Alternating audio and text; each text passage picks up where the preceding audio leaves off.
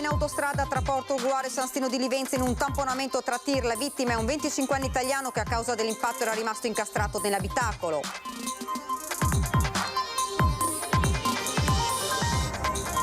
Caso Faccetta Nera, seduta ad alta tensione, il Consiglio regionale e la Lega si astiene, non passa la mozione di riserva, l'assessore al lavoro e istruzione Elena Donazzan. Calano i ricoveri per Covid in Veneto, ma rimane alto il numero di decessi. La regione alle prese col dimezzamento delle dosi di vaccino in arrivo e Zaia invita Pfizer perché venga a produrre in Veneto. A Malcontenta c'è sconcerto per la morte in meno di 20 giorni dei coniugi Gianni e Gina Bus e del figlio Ivan a causa del coronavirus. Il paese si attiva per sostenere moglie e figlia di Ivan. Il femminicidio di Concordia Sagittaria, secondo i parenti della vittima Moses Osaghi, avrebbe picchiato spesso la compagna Vittoria, ancora incerto il destino dei 3 bambini. Da componente della baby gang ad azioni solitarie, arrestato dai carabinieri un 18enne noto alle forze dell'ordine per resistenza pubblico ufficiale, furto, rapine e danneggiamenti. Affitta i suoi negozi solo ad artigiani o ad attività che offrono servizi ai residenti. La storia di una veneziana che ha deciso di non cedere i propri locali a negozi che sviliscono la città. Buonasera e ben ritrovati dalla redazione di Venezia. Dunque questi i titoli di oggi, l'avete sentito, la cronaca in primo piano, tamponamento tra 3 autotreni in autostrada a Porto Gruaro verso l'ora di pranzo. Un camionista italiano ha perso la vita nello scontro. Un giovane camionista è morto in autostrada A4 tra Porto Gruaro e San Stino di Livenza per un tamponamento tra 2 tir avvenuto poco dopo le 13. 3 i mezzi pesanti coinvolti. La vittima, un 25enne italiano, in seguito all'impatto è rimasto incastrato nell'abitacolo. I vigili del fuoco lo hanno estratto, gli operatori del 118 hanno tentato di salvarlo, ma non c'è stato nulla da fare. Sul posto, oltre ai pompieri e alle ambulanze, sono arrivate le pattuglie della polizia stradale e il personale di Autovie Venete. Per consentire l'arrivo dei soccorsi, il tratto autostradale è stato chiuso e anche l'allacciamento A4-A28 per chi proveniva da Conegliano in direzione Venezia. Le code hanno raggiunto punte di 2 chilometri. La circolazione verso sud è ripresa poco prima delle 16. Per quanto riguarda invece i contagi, sono 1085 nuovi positivi in Veneto, 129 i decessi nelle ultime 24 ore. Per quanto riguarda Venezia sono 183 i casi, 15 i decessi.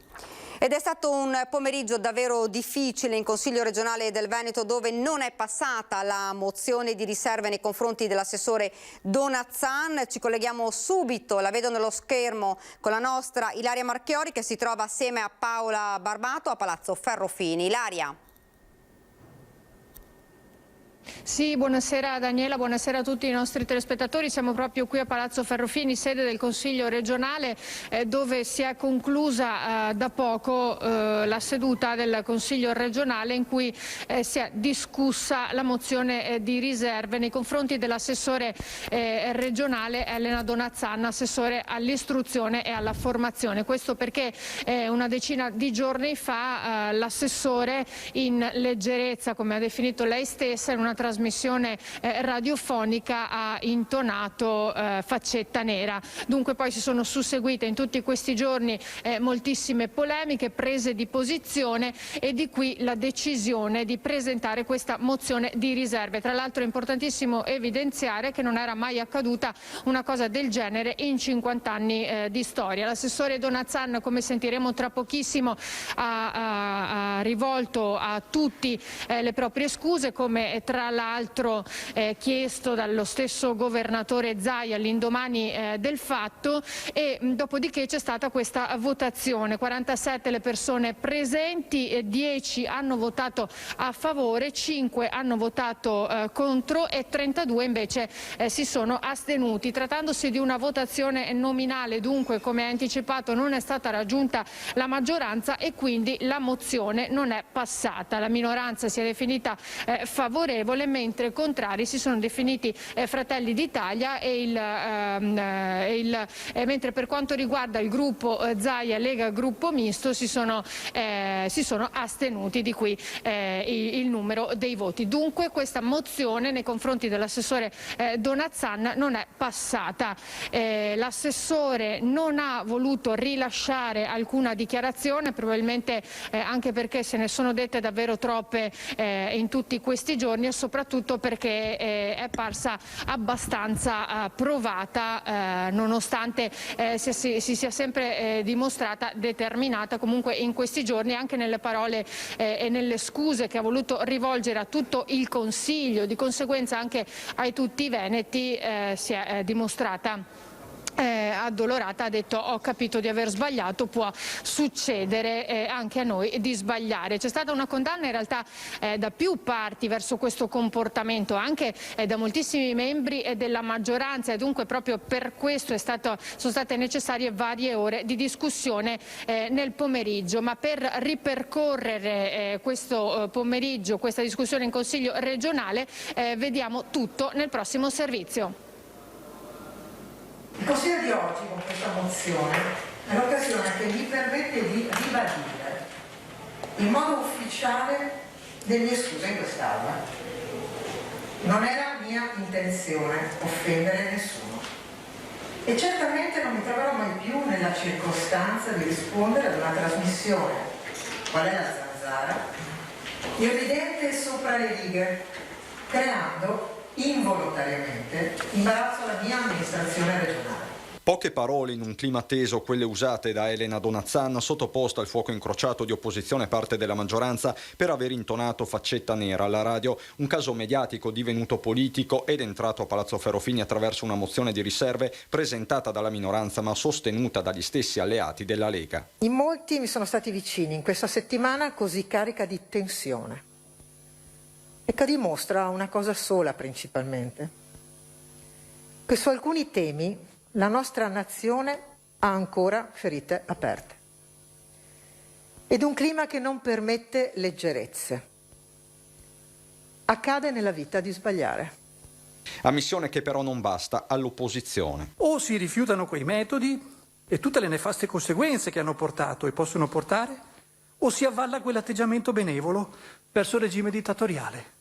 Non c'è una terza posizione. Chiede una condanna formale del fascismo il Movimento 5 Stelle con Erika Baldin, netta anche la richiesta dei Dem. Condanni con chiarezza in quest'Aula insieme a noi il fascismo, prenda le distanze da quelle idee, da quella pagina buia della storia europea. Contro ogni forma di totalitarismo si professa invece Forza Italia, 2 pesi e 2 misure, tuona Venturini che fa un collegamento con la crisi a Roma. Noi siamo il paese dove se sei da una parte allora sei un voltagabbana disperato e se sei dall'altra sei un costruttore virtuoso. Cita tra gli altri Hannah Arendt e il libro Un anno sull'altipiano il consigliere della Lega Marzio Favero, che tenta una sintesi politica e storica. Noi come esponenti regionali dobbiamo capire che siamo l'espressione di una volontà politica di carattere democratico che si è formata nell'esperienza resistenziale,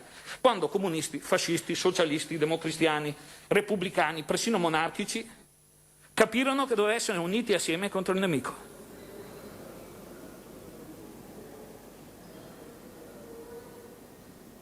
Ecco, avete sentito dunque le parole di molti consiglieri e le scuse dell'assessore Donazzan, dopodiché poco prima della votazione, quando poi hanno parlato altri consiglieri ed è stato il turno della maggioranza, ci sono stati più pareri in accordo sul fatto che la cosa importante in questo momento, in questo particolare momento storico così difficile per tutto il Paese, dunque anche per la nostra regione, l'assessore Donazzan continui continui a lavorare in quelle che sono le sue deleghe, che sono importantissime in questo momento, quindi il lavoro e la formazione, dunque occupandosi di tutte le imprese e le aziende in crisi e della situazione in Veneto, ma soprattutto anche della scuola che sta attraversando un momento difficile, cosa che più consiglieri, in primis il consigliere Speranzona, ha detto sta facendo, non ha mai mollato, quindi riconosciamo l'errore, lo condanniamo, però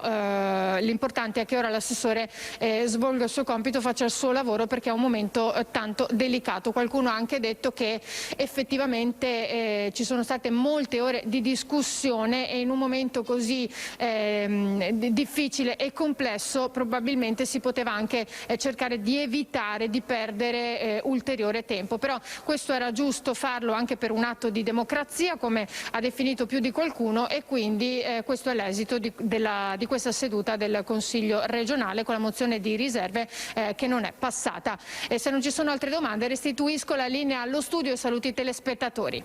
Grazie davvero Ilaria, grazie a te, grazie anche a Paola Barbato che sta lavorando con te a Palazzo Ferrofini. Ed ora andiamo avanti invece con il nostro telegiornale e vi lancio quindi il sondaggio di questa sera. Scuole superiori, tornare in classe subito. Se siete d'accordo componetelo 0422 1626 691, oppure se non siete d'accordo lo 0422 1626 690. L'esito di questo sondaggio nel corso della nostra trasmissione in prima serata di questa sera Ring.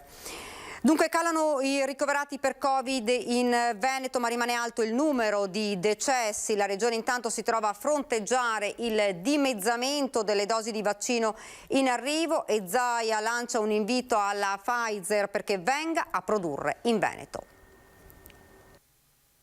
Faccio appello a Pfizer che se volesse fare qualcosa in Veneto, noi ci siamo. Ma ci siamo anche con la finanziaria regionale se serve. Nel limite di tutte queste pastoie burocratiche che ci sono in questo paese, perché c'è la ricerca del ladro spasmodica, però insomma davanti a un fatto sanitario, con tutte le tutele del caso, se si tratta di produrre vaccini per i veneti, noi siamo qui, e per i veneti, anche non i veneti, ma figuriamoci, per tutti. Dalla sede della Protezione Civile di Marghera, il presidente della regione Luca Zaia si rivolge direttamente alla Pfizer. Di fronte al taglio, al momento incomprensibile, aggiunge, del 53% delle forniture di vaccino anti-Covid fin qui assicurati al Veneto, il governatore invita la casa farmaceutica a farsi avanti. Pfizer, ha osservato Zaia, cerca realtà per produrre i vaccini e immagino che i nostri imprenditori siano pronti. Calcolando 6 dosi per flacone, questa settimana il Veneto è sceso dalle 48.000 dosi previste a poco più di 22.000. Zaia chiede una ridistribuzione dei vaccini sul piano nazionale per garantire le seconde dosi. Non ha nessun senso tagliare il 54% al Friuli Venezia Giulia, il 53% al Veneto, il 51% all'Emilia Romagna e poi ad altre regioni tagliare poco o nulla o addirittura zero. Allora diciamo in questo lasso di tempo di 15 giorni facciamo in modo, diamoci un principio, che tutti possano fare la seconda dose, che è un tema etico ma è anche giuridico oltre che sanitario. Nel frattempo Zaia ha anche annunciato l'azione contro il ricorso al TAR presentato da 17 genitori per chiedere la sospensione cautelare e l'annullamento dell'ordinanza regionale del 4 gennaio scorso, firmata dallo stesso presidente, che prolungava al 31 gennaio la chiusura delle superiori in Veneto, disponendo per tutte la didattica a distanza al 100%. Spero vivamente che venga valutato approfonditamente questo ricorso, perché comunque non può passare l'idea che scelte dettate dai tecnici si risolvano con sentenze di tribunali senza tenere presente il motivo fondante per cui si fanno le ordinanze. Se da un lato è giusto garantire il diritto allo studio, che è garantito, vorrei ricordarvi, con la didattica a distanza, ma è giusto e sacrosanto che i ragazzi debbano tornare a scuola in presenza, dall'altro è altrettanto vero che c'è un altro diritto insindacabile che è quello alla salute. A Malcontenta c'è sconcerto per la morte in meno di 20 giorni dei coniugi Gianni e Gina Busso e del figlio Ivan a causa del coronavirus. Il paese si è attivato per sostenere la famiglia di Ivan, conosciuto come Falconiere. Il primo dell'anno la scomparsa a causa del coronavirus del falconiere di Malcontenta Ivan Busso a soli 42 anni. Il 15 gennaio era mancata la madre di Ivan, la signora Gina Smerghetto di 65 anni, sempre per il Covid. Poteva bastare. Invece, nella notte tra lunedì 18 e martedì 19 gennaio è deceduto all'ospedale dell'Angelo, sempre a causa del virus, Gianni Busso, 72 anni, papà di Ivan e marito di Gina. Ognuno di loro dopo alcune settimane di ricovero in ospedale. Per Gianni Busso il ritorno in reparto dopo la terapia intensiva aveva dato un po' di speranza alla nuora Elisa, la vedova del figlio Ivan. Sembrava stesse migliorando, invece il cuore non ha retto. Forse per i due coniugi verrà celebrato un unico funerale a Sant'Ilario di Malcontenta. Una vicenda familiare davvero unica e incredibile, dove per fortuna spicca l'aiuto concreto della comunità di Malcontenta ai familiari delle 3 vittime consanguinee, in particolare alla moglie di Ivan e alla loro bambina di solo 2 anni. Mercoledì chiuderà la sezione Covid-4 all'ospedale di Jesolo e il personale potrà rientrare nella pediatria di Portogruaro dove erano stati sospesi i ricoveri. Lo ha annunciato il commissario dell'azienda sanitaria ULSS 4 Carlo Bramezza, rilevando un sensibile alleggerimento dei contagi. La direzione generale ha chiesto alla Regione anche la possibilità di ridurre i posti letto di terapia intensiva all'ospedale di Jesolo da 16 a 12 per far rientrare personale medico e infermieristico negli ospedali di San Donà, di Piave e Portogruaro. Ed ora ci fermiamo, qualche istante di pubblicità.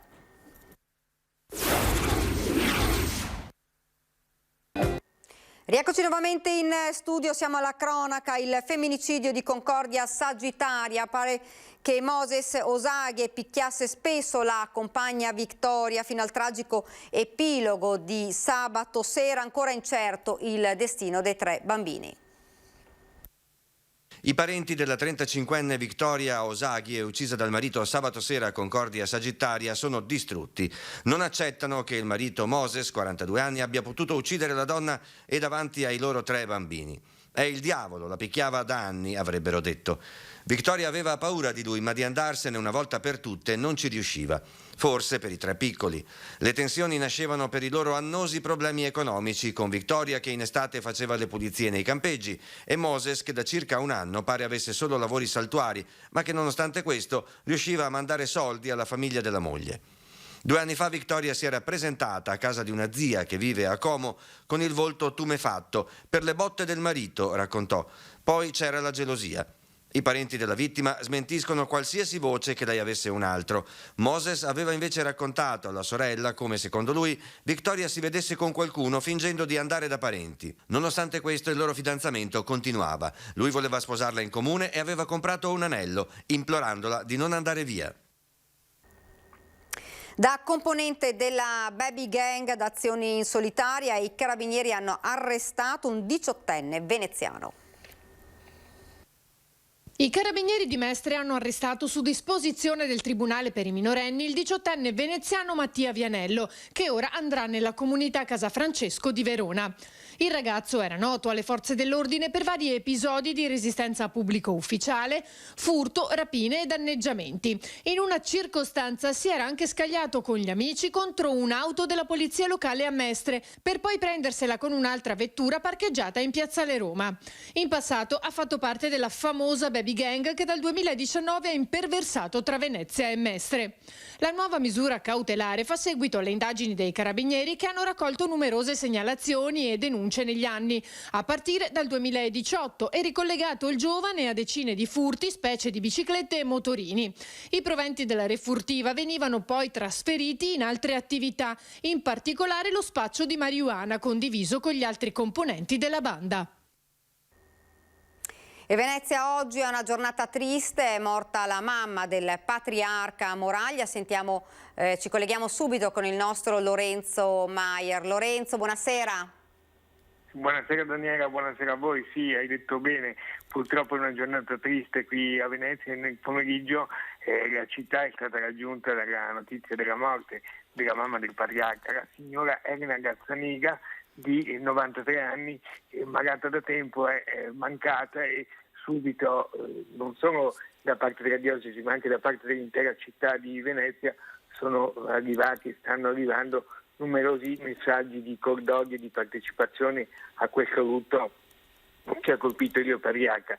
La signora Elena era purtroppo malata da tempo, si è spenta serenamente e il patriarca molto probabilmente sarà lui a precedere nei prossimi giorni i funerali della mamma. Intanto ha voluto raggiungere i suoi fratelli e la sua famiglia per essere vicino a loro in questo momento di dolore. Patriarca che, lo ricordiamo, è molto legato alla mamma, che, come più volte ha ribadito il patriarca Francesco, per lui è stato un esempio, una testimonianza di fede per quello che ha vissuto in tutta la sua vita.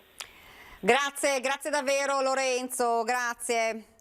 Andiamo avanti con il telegiornale. Affitta i suoi negozi solo ad artigiani o attività che offrono servizi ai residenti. La storia di una veneziana che ha deciso di non cedere i propri locali a negozi che sviliscono la città. Credo che ognuno di noi debba fare un qualcosina per poter salvaguardare la città dove siamo nati e dove viviamo. E chi può ha il dovere, secondo me, etico e morale di farlo. L'imprenditore si interessa solo del proprio tornaconto economico o esercita anche una funzione sociale? L'argomento potrà far discutere in dottrina, ma in pratica si tratta sempre di scelte personali.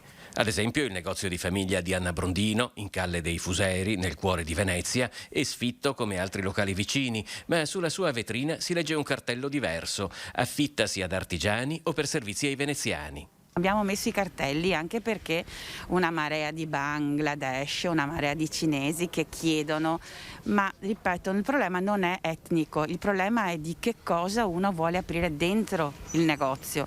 Se fossero servizi per i veneziani, se fossero anche dei cinesi o di qualsiasi etnia, per esempio, che aprono un negozio per fare dei vestiti su misura in 24 ore, per me andrebbe benissimo.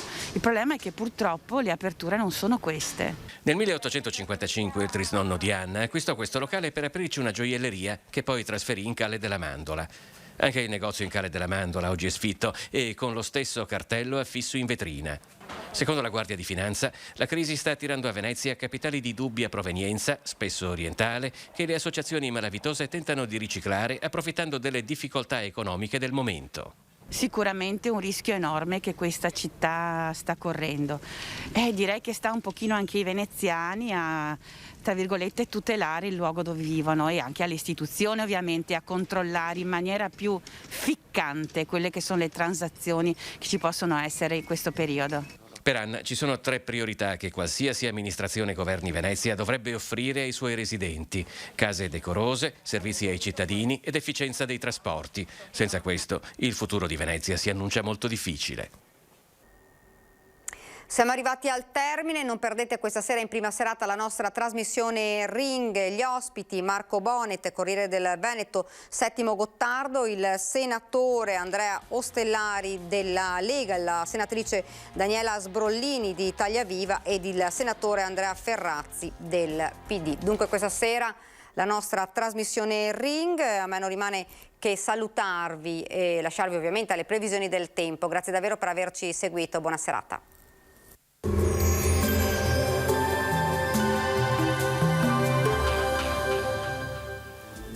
Benvenuti al meteo.